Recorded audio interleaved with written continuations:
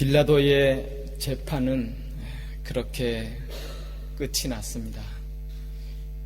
무리를 만족해 하려고 예수를 십자가에 넘겨주는 것으로 끝나버리고 말았습니다. 빌라도는 알았습니다. 예수님이 죄가 없다는 사실을. 특별히 아내를 통해서 계시적인 충고까지 들었습니다. 자신의 입으로 예수는 무죄하다 선포도 했었더랬습니다. 아니, 인간의 몸을 입고 오신 그 하나님을 눈앞에서 직접 보았습니다. 대화도 나눠보았습니다. 주님의 음성을 들었습니다. 그러나 이 예수를 내가 어떻게 할까? 그 본질적인 질문 앞에서 그는 어리석은 결정을 내리고 말았습니다. 무리를 만족시키고자, 아니 자신의 이 세상적인 자리에 연연하고자 잘못된 결정과 선택으로 예수님을 십자가에 못 박는 데에 내어주고 말았습니다. 빌라도는 당대에 꽤 공명정대하고 유능한 정치인이라 여겨지던 그런 사람. 그러나 그는 예수님의 재판 앞에서 인생 최대의 실수, 잘못된 선택, 결정을 하고 만 것입니다.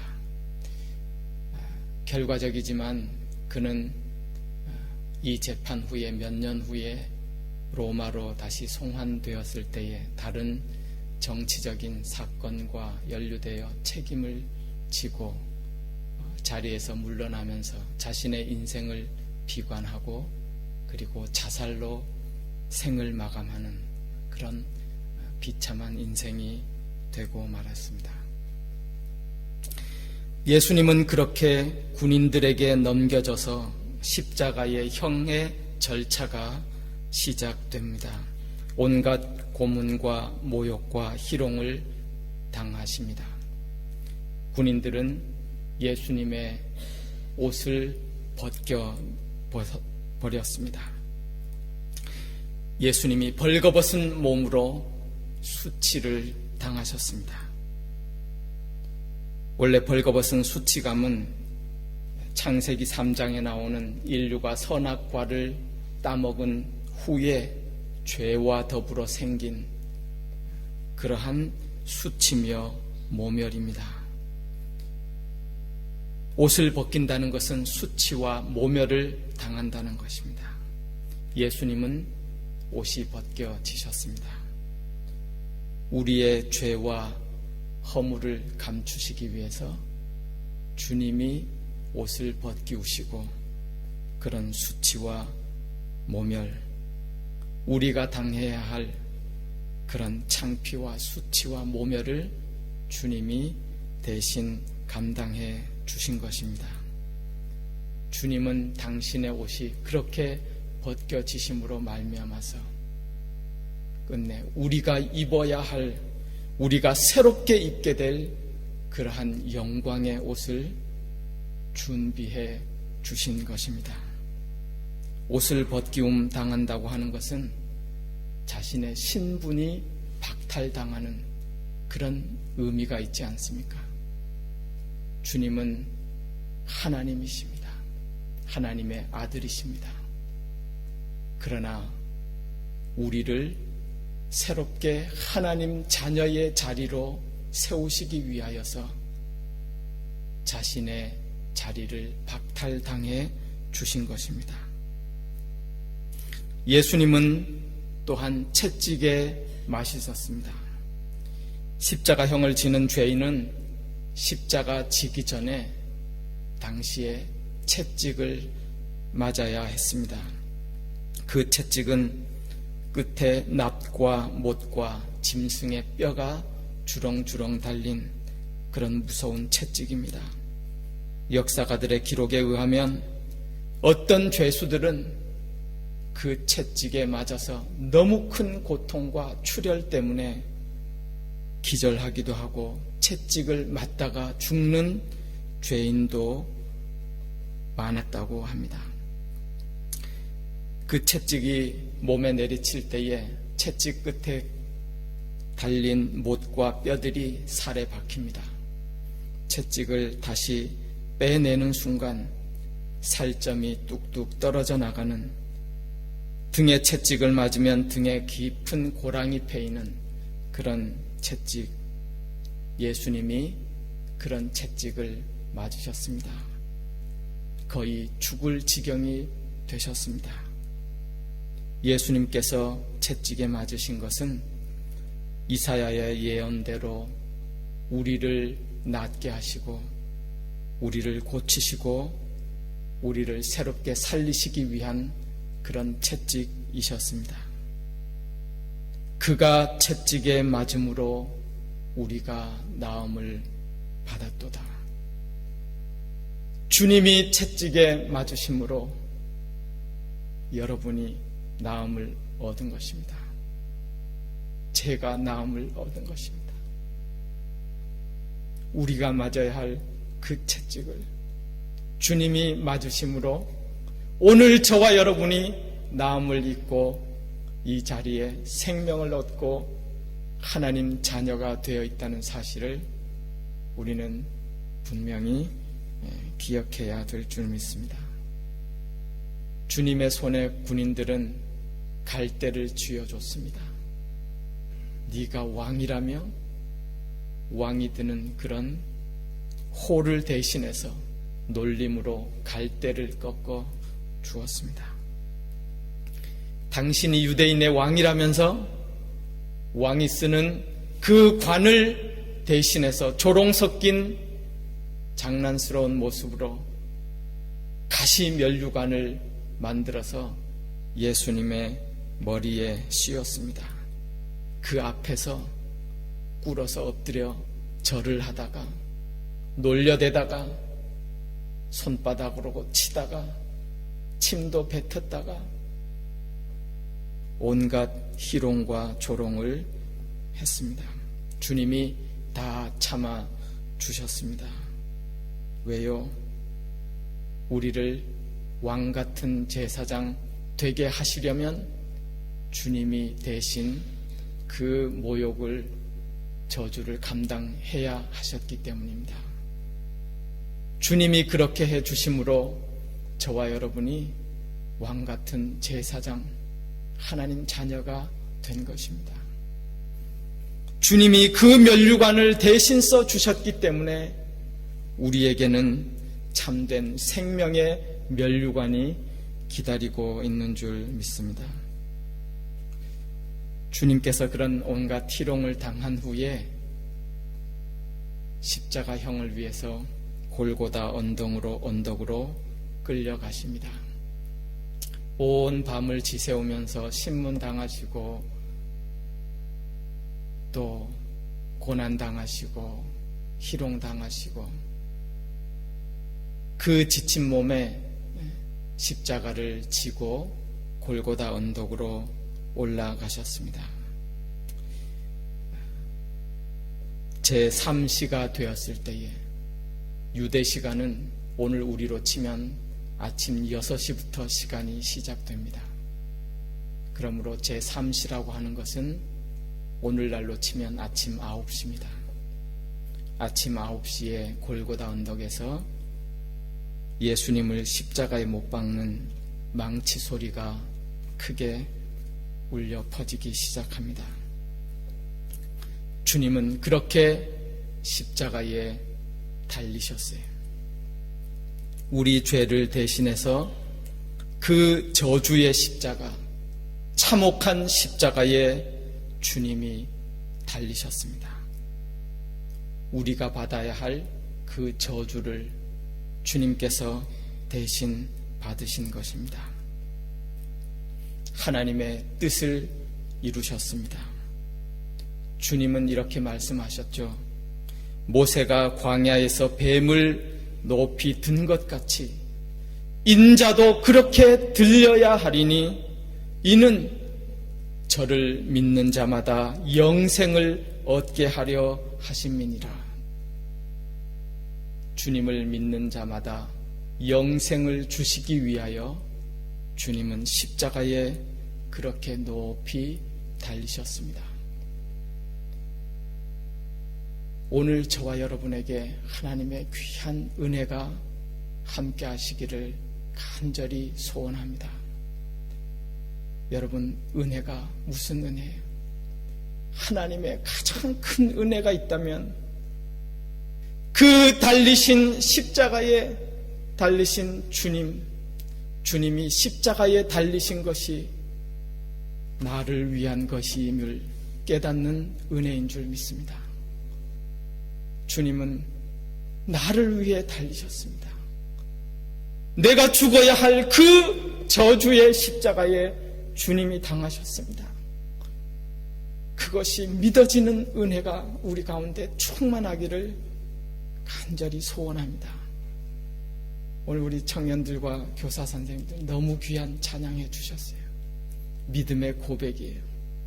우리 죄 때문에, 우리 때문에, 아니 나 때문에 나를 살리려고 주님이 죽어주셨구나. 그것이 깨달아지고 믿어지는 그 은혜가 우리 모두에게 충만하기를 간절히 소원합니다. 여러분, 이것이 다 믿어지는 것이 아니더라고요. 이것이 쉽게 받아들여지는 것이 아니더라고요. 오늘 본문에도 보면 그런 사람들이 있어요. 십자가에 달린 예수를 쳐다보고 지나가면서도 아이고 불쌍하구나 그렇게 여겼던 사람도 있어요. 아니 그 십자가의 예수님을 바라보면서도 오히려 조롱하던 사람이 있어요. 자기가 남은 구원한다더니 십자가에서 내려와서 자기를 구원해 보라지. 자기를 모욕하고 저주하던 그런 사람들을 내려와서 심판해 보라지. 고개를 흔들며 저주하며 희롱하며 지나가던 그런 사람들이 있었습니다. 그런 조롱과 희롱 속에서도 주님은 끝내 내려오지 않으셨습니다. 그 십자가에서 그대로 달려 계셨습니다. 왜요? 그 십자가를 저를 믿는 자마다 영생을 얻게 하려 하심이니라 말씀해 주셨습니다. 주님은 그렇게 십자가에 달리셨고 그 대속의 죽으심으로 말미암아서 저와 여러분은 생명을 얻었습니다. 구원을 얻었습니다. 하나님의 자녀입니다. 이것은 놀라운 은혜입니다. 주님은 자신을 구원하지 않으셨습니다. 그 은혜가 우리를 구원하셨습니다. 모든 것이 하나님의 은혜가 아닐 수 없습니다. 사랑하는 성도 여러분, 저와 여러분이 오늘 이 시대에, 은혜의 시대에 주님을 믿으며 고백하며 하나님의 자녀로 살아가는 것, 절대적인 주님의 크신 은혜인 줄 믿습니다. 오늘 청년들 이렇게 귀한 찬양을 해주셨어요. 성경에도 보면 청년의 이야기가 나오죠. 부자 청년이래요. 예수님께 나와서 물었습니다. 예수님, 주님, 내가 영생을 얻기 위해서 무엇을 해야 하겠습니까? 물었잖아요. 주님이 계명을 보지 못했느냐? 다 지켰는데요. 오히려 부족한 것이 있다. 내게 있는 것을 다 팔아서 가난한 자들에게 나눠주고 나를 따르라. 그 청년은 고민하다가 되돌아갔습니다. 예수님을 따르지 못했습니다. 주님이 말씀하셨죠. 부자는 하나님 나라에 못 들어가. 얼마나 어려운지 약대가 바늘 구멍으로 들어가는 것보다 더 어렵다고 말씀하셨습니다. 여러분, 주님의 말씀을 우리는 이해합니다. 그 청년은 그렇게 물었어요. 내가 구원받으려면, 영생을 얻으려면 뭘 해야 하나요? 주님의 대답의 뜻은 그거잖아요. 우리가 뭘 해서 우리가 갖고 있는 걸로, 부자가 가지고 있는 그 모든 것, 그거 가지고 내가 뭘 해서 그렇게 영생을 얻는 것이 아님을 가르쳐 주셨어요. 그렇게 구원 얻는 게 아님을 가르쳐 주셨어요. 구원은 우리가 가진 것으로 우리가 무엇을 해서 얻어낼 수 있는 것이 아니에요. 구원은 하나님의 은혜입니다. 하나님이 은혜 베풀어 주셔야 돼요. 주님이 말씀하셨습니다. 누구든지 나를 따라오려거든 자기를 부인하고 자기 십자가를 지고 나를 따를 것이라. 자신을 부인하는 거래요. 그것이 곧 십자가를 지는 것이라고 가르쳐 주셨습니다. 오늘 본문에 보면 한 사람이 등장해요. 예수님이 너무너무 지치셔서 힘이 없으셔서 그 십자가를 지고 가다가 쓰러지셨을 때에 오늘 성경이 그렇게 표현합니다. 21절에 마침 구레네에서 온 사람 시몬 앞에 예수님이 쓰러지신 거예요. 시몬, 아마도 우리가 추측할 수 있잖아요. 조금 젊고 건장했던 그런 사람인 것 같아요. 그러니까 군인들이 그를 억지로 끌고 와서 예수님의 십자가를 대신 지고 가라고 그렇게 명령하고 구레네 사람이 어쩔 수 없이 십자가를 지고 예수님과 함께 골고다 언덕으로 올라가는 그런 장면이 성경에 기록되어 있습니다. 여러분, 시몬은 당시에는 몰랐겠죠. 왜 마침 하필이면 내 앞에 이렇게 십자가가 주어져 가지고 내가 이 저주의 십자가, 모욕의 십자가 이걸 지고 가야 되나 생각했을지도 모르겠습니다. 그러나 그 시몬은 그 십자가를 지고 갔다고 성경이 기록해요. 그 십자가를 진다는 것이 자신을 부인하는 것입니다. 자신의 인격이 말살되는 거예요. 자신의 존재가 없어지는 거예요.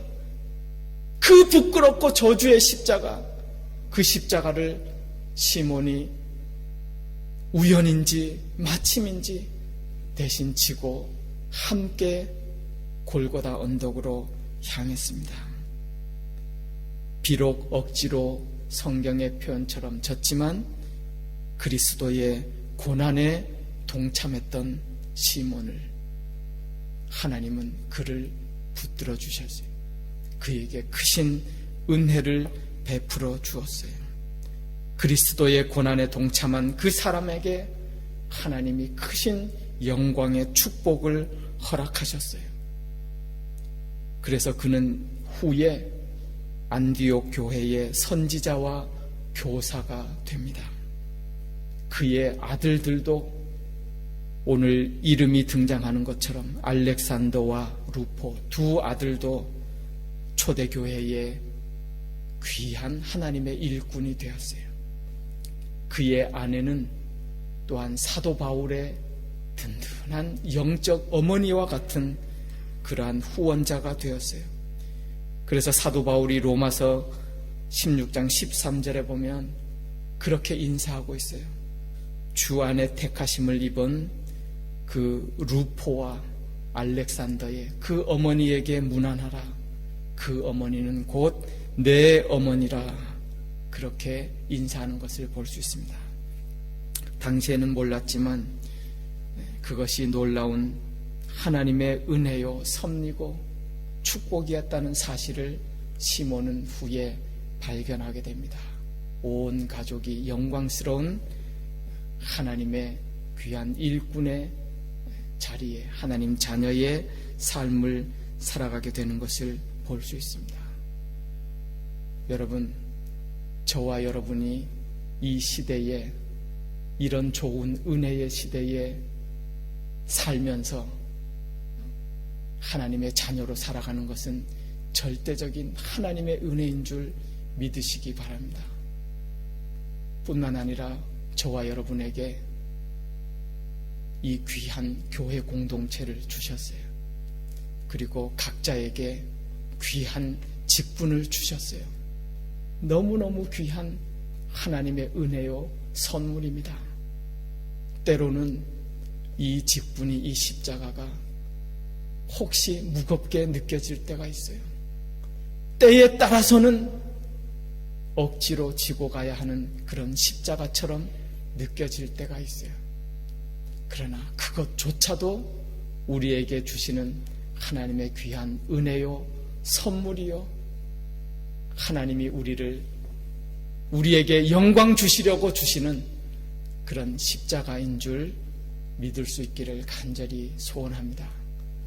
그렇게 십자가를 지고 그리스도의 고난에 동참하는 저와 여러분, 하나님이 그 인생을 붙들어 주시고 축복하여 주시고 하나님의 귀한 영광스러운 그런 직분을 감당하는 그런 하나님의 자녀의 삶이 되도록 축복해 주시고 이끌어 주실 줄 믿습니다.